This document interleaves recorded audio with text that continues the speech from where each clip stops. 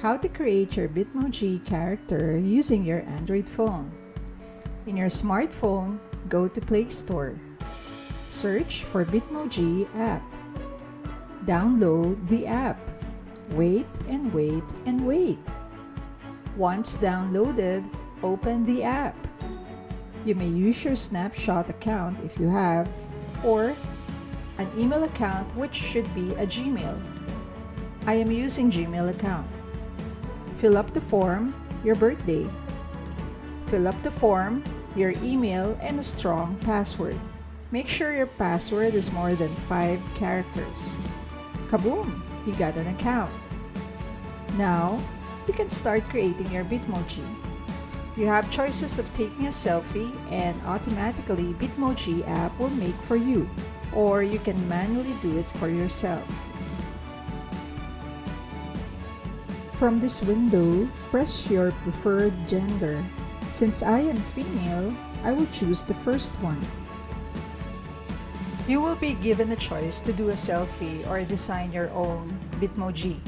Unfortunately, I've got disconnected from my internet connections.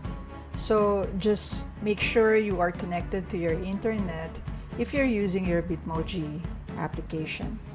So I need to reconnect again. I was prompted to sign in again using the email I used earlier in creating the Bitmoji account. Then I was led with this window again. So just click the preferences you like. As what I've said earlier, I will be creating a Bitmoji, so I opted for this option. So I went to the same procedure of signing in again and typing my password, then pressing skip instead of taking selfie to manually create my Bitmoji. The first window that will open for you will give you choices below. Simply press through the choices to edit the parts of your face you'd like to change. Here's just an example of what I did.